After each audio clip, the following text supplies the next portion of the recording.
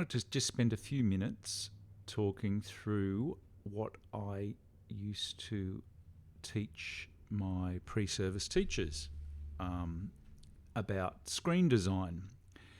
So essentially I would set up a document that's similar to this, where I've got a grey screen, a grey square, a white square, a red square, black, or rather colours, a range of colours, and then a range of different photographs. And then we just have some sample text, and I would start off with black, and I just asked a simple question. In fact, I used to get a student at the front of the interactive whiteboard, and I'd talk it through, but they'd be the ones that were doing the editing.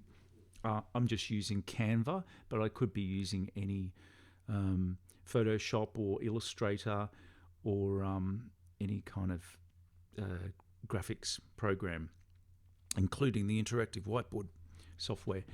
And so we just asked a simple question: is that text readable? So what are we in control of in this run through? We'll look at the color.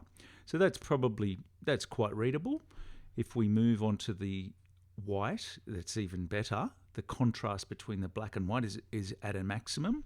The red is readable, but it's a little bit not so comfortable on the eye. With the black on black, it's impossible. It's quite ridiculous to expect to be able to read that. With this image, it's not so readable. Probably if it's over this building, the light-coloured building, we can read a little bit of it. This one is quite messy, as is this oranges image. Although with the green background, the green provides quite a lot of contrast. And then I would ask the student, well, what are we in control of? We can control what variables? We can control the colour. So let's pick another colour. Just say red. Okay, instantly you can see that red text on grey background is really quite terrible. So we would not recommend that. Red on white is all right. Red on red is not going to work.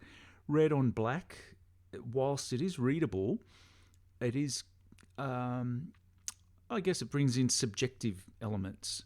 What type of imagery is illustrated with black background and red text, and how appropriate is it? Again, with these images, none of this text is actually readable. This one's not so bad because the background is dark.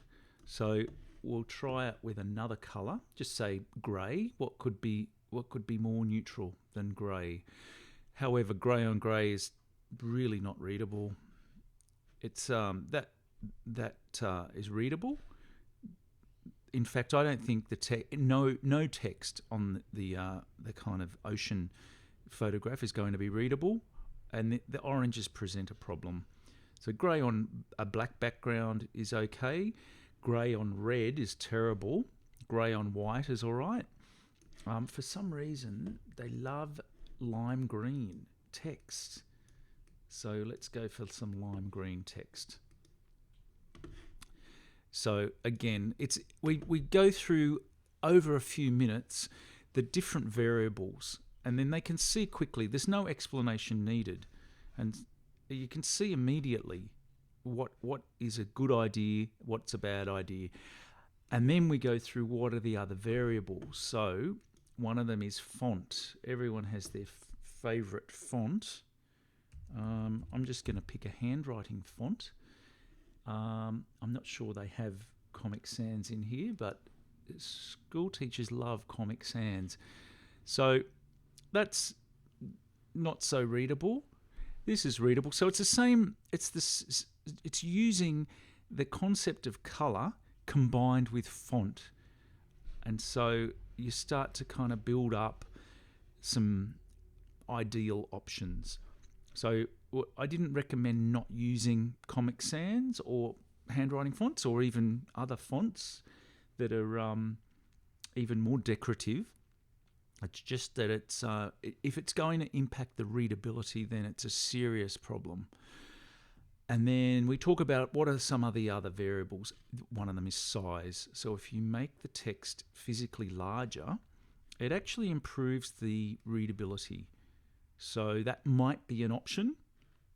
I'm going to get rid of this green and just go back to the black text.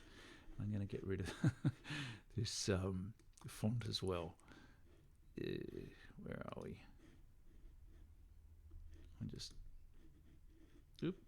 I'll just pick something a bit more conservative. Now, another option is if we say enlarge an image, so it's quite big, and get rid of this one. It's possible just by rearranging the position of the text and making it large enough, that may be enough to make it readable.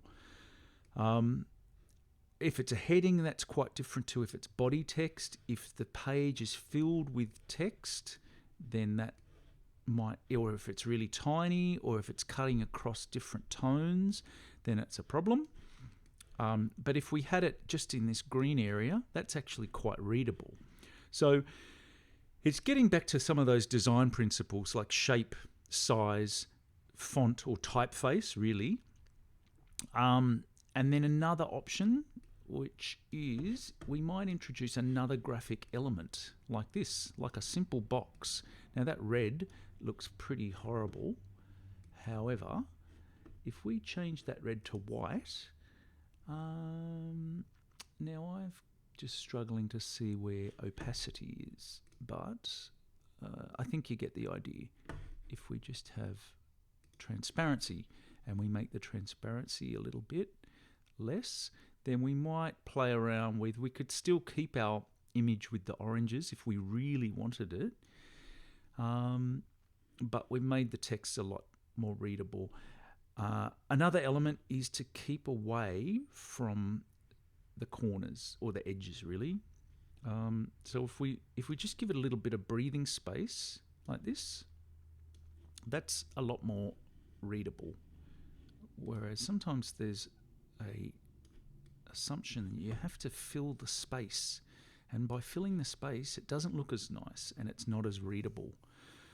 So there's other elements like, I won't go into them, but drop shadows and outlines and bolding and all these others. So I would encourage teachers to just play around with all of the options, but ultimately the text needs to be functional.